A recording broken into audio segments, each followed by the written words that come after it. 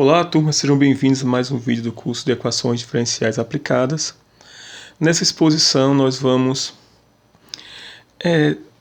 descrever um dispositivo prático para verificar se duas funções são linearmente independentes.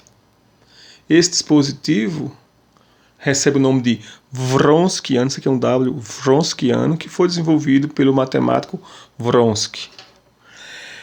Mas para motivar esse dispositivo desenvolvido pelo Wronski, vamos considerar um exemplo que nós procuramos a solução geral, ou seja, a solução que engloba todas as outras soluções da equação diferencial, a derivada segunda de uma função mais a própria função igual a zero. Então nós podemos fazer, como no primeiro vídeo, associar essa equação diferencial à equação característica, que é uma equação de segundo grau, e a parte da raiz daquela equação de segundo grau, encontrar duas soluções que são linearmente independentes. Mas, nesse caso, nós vamos aproveitar que a equação é bem simples e utilizar os nossos conhecimentos de cálculo. Se a derivada de uma segunda função mais ela é igual a zero, nós podemos reescrever isso como se dizer que a derivada da segunda função é igual a menos a função. E nesse caso a gente pode procurar funções que têm essa propriedade. A gente sabe que as funções trigonométricas seno e cosseno, quando nós vamos derivando, elas retornam nelas mesmas, mas com sinais mudados em algum momento. Então, se a gente analisar a função y igual ao seno de x, a derivada da função seno é o cosseno. E derivando mais uma vez, para encontrar a derivada segunda, a derivada do cosseno dá menos o seno de x, ou seja, a derivada segunda da função deu menos seno de x, e seno de x era a função y original. Então, essa função seno de x, ela é solução dessa equação. Por quê? Porque a derivada segunda dela deu menos ela. A mesma coisa a gente pode fazer para a função também cosseno. Se a gente chamar y de cosseno de x, a derivada do cosseno é menos o seno. E derivando mais uma vez para encontrar a derivada segunda, a derivada do seno é cosseno, que tem menos aqui vai dar menos cosseno de x. E nesse caso também, a derivada segunda da função deu menos ela. Então, essas duas funções, que eu vou chamar no caso essa primeira de y1 igual a seno de x, ela é uma solução da equação. E essa outra y2 igual a cosseno de x também é uma outra solução dessa equação diferencial. Como a gente já viu que a dimensão do espaço das soluções de uma equação diferencial linear homogênea de segunda ordem é 2, como a dimensão é 2, basta duas funções para a gente encontrar qualquer outra solução. Qualquer outra solução é combinação linear dessas duas soluções que são linearmente independentes. Então, nós temos que verificar que as funções seno de x e cosseno de x são linearmente independentes. A forma usual de mostrar que funções são linearmente independentes é multiplicar essas funções por escalares, que eu vou chamar de alfa vezes o seno de x mais beta vezes cosseno de x, e dar o elemento neutro do espaço das funções, que é a função identicamente nula. Então aqui eu tenho duas funções, seno e cosseno, multiplicado por escalar, dando a função identicamente nula, ou seja, para qualquer número x que você substituir no domínio das funções seno e cosseno, o resultado dessa igualdade tem que dar a função nula. Então a gente poderia fazer, como no curso de álgebra linear, atribuir valores para x, dois valores diferentes para x, e dar um sistema de equação. Mas aqui nós vamos fazer de uma forma diferente. Como nós sabemos que a função seno e cosseno são deriváveis, nós podemos derivar toda essa equação aqui. Quando a gente derivar essa equação, toda dos dois lados, do lado direito a derivada da função identicamente nula é a própria função identicamente nula. Mas no lado esquerdo, a derivada do seno é cosseno de x, vezes uma constante, então vai continuar essa constante aqui, alfa vezes cosseno de x. A derivada do cosseno é menos seno vezes beta, então vai dar menos beta vezes o seno de x. Qual é a vantagem de se fazer isso? A vantagem é que agora nós temos duas incógnitas, as incógnitas que são alfa e beta, e duas equações. E a gente pode utilizar o que a gente conhece de sistemas que tem a mesma quantidade de equações e de incógnitas. No caso aqui, 2 incógnitas, alfa e beta, e 2 equações, a primeira e a segunda. Todo sistema linear homogêneo, ou seja, que os coeficientes aqui são todos iguais a zero, sempre possui pelo menos uma solução, que é alfa igual a zero e beta igual a zero. Quando você substituir alfa igual a zero e beta igual a zero em todas as equações, o lado esquerdo sempre vai dar zero, então você tem que alfa e beta iguais a zero é uma solução desse sistema. Mas será que pode existir outras soluções? Quando as funções são linearmente independentes, ou seja, LI, esse alfa tem que ser zero e esse beta tem que ser zero, né? Porque se um deles não fosse zero, você poderia isolar um deles em função do outro. Passaria, por exemplo, se o beta não fosse zero, passaria esse termo para o lado de cá, depois passaria o beta dividindo e isolaria o cosseno como sendo função do seno, e as funções seriam linearmente dependentes. Então, para mostrar que o conjunto é LI, lá no curso linear, a gente mostrava que todos os escalares têm que ser necessariamente zero. Aqui também. Só que nós não vamos resolver o sistema, nós vamos usar um resultado que a gente conhece lá do curso do ensino médio. Quando você tiver um sistema linear com a quantidade de linhas é igual à quantidade de incógnitas, o sistema vai ter solução única quando o determinante da matriz dos coeficientes. Quais são os coeficientes desse sistema? Lembre que alfa e beta são as incógnitas. Os coeficientes são, vou colocar até aqui, na primeira linha, o coeficiente do alfa seno de x. O coeficiente do beta, cosseno de x. Na segunda linha, o coeficiente do alfa é cosseno de x. E o coeficiente do beta é menos seno de x. Então, essa aqui é a matriz. A matriz, eu tenho que colocar aqui o formato da matriz. Essa matriz seria a matriz dos coeficientes. Como? Deixa eu colocar aqui. Forma de matriz, para não ficar confundindo com determinante. Então, essa aqui é a matriz dos coeficientes. Quando é que esse sistema tem solução única?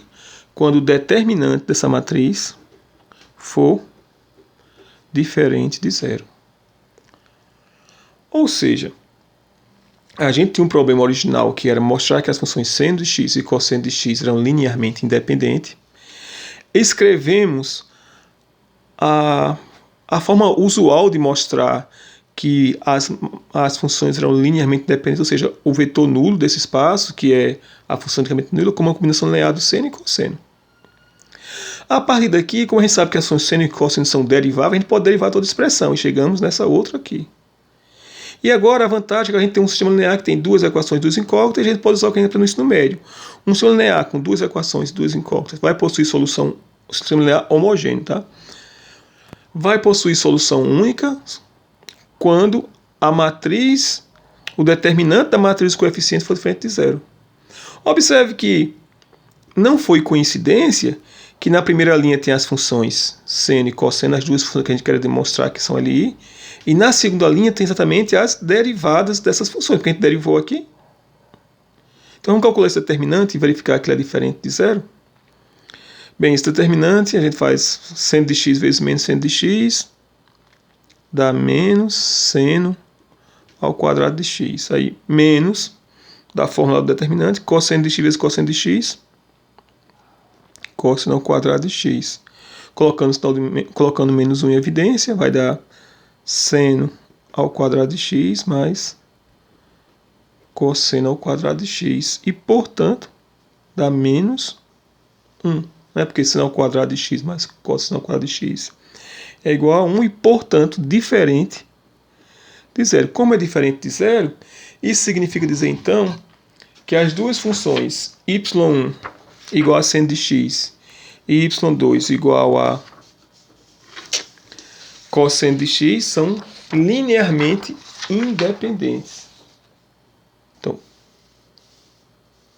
portanto, nós temos que as soluções que a gente encontrou, y1 igual a seno de x e y2 igual a cosseno de x, são soluções linearmente independentes daquela equação. Então, a solução geral, vou chamar aqui YG, é uma combinação linear das duas soluções linearmente independentes. Então, vai ser da forma C1 vezes o seno de x mais C2 vezes cosseno de x.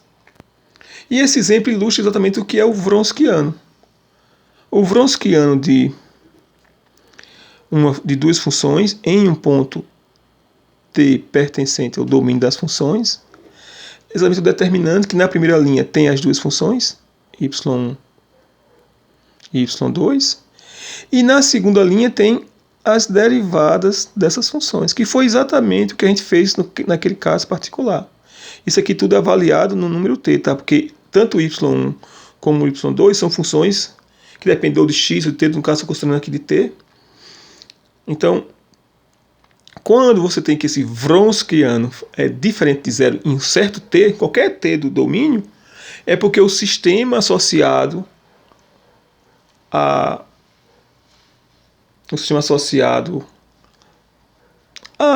esse determinante vai ter uma solução única. Como a gente já sabe que a solução nula é uma solução, então é porque é obrigatório que todos os escalares sejam zero e as ações são linearmente dependentes, como a gente fez aqui nesse último exemplo, né? Quando a gente estava querendo mostrar que o alfa e o beta era igual a zero, quando o determinante da matriz de coeficiente é diferente de zero, isso quer dizer que esse sistema só tem uma única solução. Como a gente já sabe que alfa igual a zero e beta igual a zero, então necessariamente o alfa tem que ser zero e o beta tem que ser zero, porque só tem uma única solução. Então é isso exatamente que é o Wronskiano de duas funções. Exatamente a mesma coisa que a gente fez antes, tá? Na primeira linha você coloca as funções, na segunda a derivada das funções. Vamos fazer um exemplo, por exemplo, nos nossos últimos vídeos nós demonstramos que nós achamos que as funções, vamos voltar para aquele mesmo exemplo lá do vídeo anterior.